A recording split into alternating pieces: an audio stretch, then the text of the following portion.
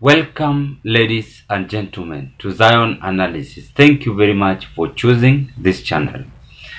Before I carry on with this analysis, I want to have my condolences to the Namibian residents on the death of their president. Meanwhile, let's proceed.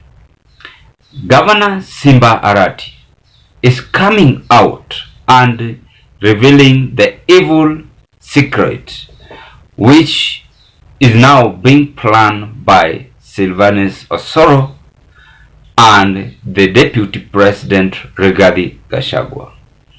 In this video that I'm going to display to you, ladies and gentlemen, I want you to pay attentive and listen to what Governor Simba Arati is saying. Indeed, it is very sad that at this point Kenyans are expecting development coming from Kenya Kwanza administration, yet some of the governors and MPs are being threatened. I don't know why. What might be wrong? Let's listen to what governor is saying. Sorry.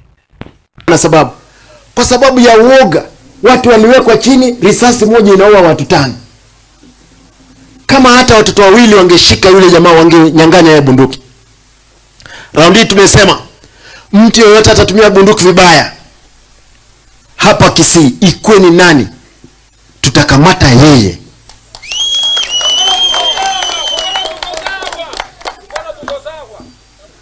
Afadhali wachache waumie, lakini lazima tuokoe na tupeleke habari kwa serikali kwamba upuuzi kama huu hawezi kubaliwa hapa Kisii.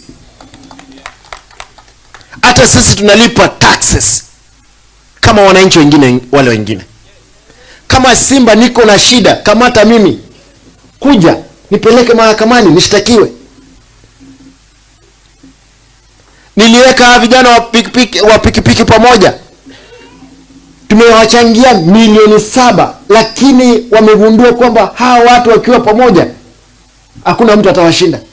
Fujo imekuwa kila mahali.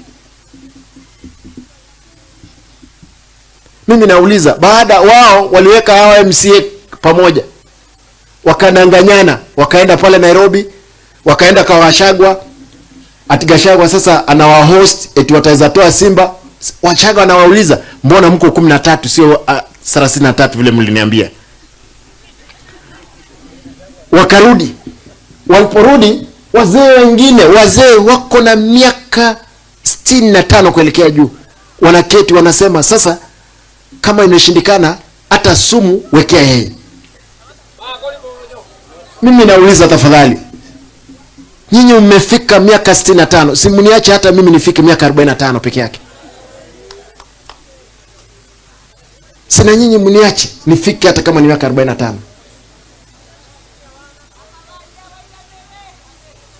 Naomba tafadhali, wale ambao mnaomba Mungu, mnikumbuke katika maombi.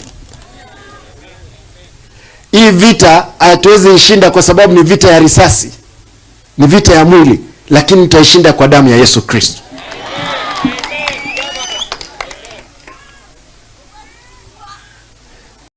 This might mark the end of a good relationship between Governor Simba Arati and Sylvanus Osoro. What matters here, ladies and gentlemen, is that respect always takes people far. As much as somebody have weaknesses in leadership, you should not take advantage trying to take his life away. And that is what might have been seen happening in Gusii land. This is not the first time I'm doing the analysis on Governor Simba Arati and Sylvanus Osoro. If you can recall, the last 2 months ago, I did analysis on how Sylvanus Osoro sent goods and to attack Governor Simba Arati using live bullet. But what is now Simba Arati is saying? And that is what we want to have some of the candid discussion on this video, or from that video, sorry. Before I do that, if this might be your first time watching me as on Kenya TV YouTube channel, kindly take a 1 second and click the subscriptions button and subscribe to our channel. After you subscribe, watch this video, like this video, share and give us your opinion. And to the members, I want to appreciate you so much for the great effort you are doing, because if it was not a support, then this channel could have not reached where it is as at now. Meanwhile, thank you and let's proceed. Why do you think Simba Arati is now fearing and seeing danger in his life? From that video, I hope you've listened to whatever the governor is saying. Number one, he's claiming that these people want to plot evil-minded against him by is either auawe na sumu ama with some goons. But why do you think Simba Arati seems to be a threat in Kenya Kwanza government? And why do you think Gachagua and Sylvanus Osoro are the one planning this? Number one, I want to say this. Gachagua is having fear for 2032 and is having thirst in vote hands for 2032. So he has begun to plan earlier because he knows that Simba Arati might be a threat in Nyanza, more so in Gusii land. And for a better move, he must ensure that things are done away with. This remarks that immediately William Samoei Ruto will have power in the office for the second term. Then campaign for Gachagua will begin earlier, just like the just like William Samoei Ruto did to Uhuru Kenyatta. So that is why we are seeing is using Sylvanus Osoro in order to finish Simba Arati. It is all about political interest. Then number two, it is again 2027 headache. You know, Simba Arati is a threat political in Nyanza region to Kenya Kwanza administration.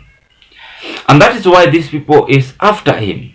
Now they are using Sylvanus Osoro to finish his own brother coming from the same land. And that is where we are getting lost into. Now, assume the trustworthy, where the Gusii people had on Sylvanus Osoro have gone due to its characters. In every videos I upload, ladies and gentlemen, I must speak about characters. Characters in leadership. Why do you think these people always plan evil for each other? Number one is that bitterness. Badala wakae chini kama one community, walete maendeleo kwa hao wananchi wa Gusii land. Sylvanus Osoro seems to take another action, another side, by planning evils against his brother, his brother governor, which is very bad in the society of today. And if you follow whatever Sylvanus Osoro is doing, Kithure Kindiki have never talked about this. In fact, the recent days, or the video that Sylvanus Osoro was captured live on camera, trying to raise live bullet to Governor Simba Arati's event. Even the Interior Cabinet Secretary have not condemned this. It means that Sylvanus Osoro is having a strong force coming from the national government. There is someone driving Sylvanus Osoro, and Sylvanus Osoro is a man on a mission to finish Governor Simba Arati. From Governor Simba Arati's speech is very sad, and is even requesting the church to pray for him, which means that his life is in danger. It is either 2027 these people want to put Sylvanus Osoro to be the Kisii governor, or they fear Simba Arati. But why do they fear him? He's just a human being like them. Why don't they just work together and avoid this mediocrity? You know, if we carry this way in the society of today, in the Republic of Kenya, then our development, whatever Kenyans are expecting, will not go on because of evil-minded people who rules us. They only love themselves.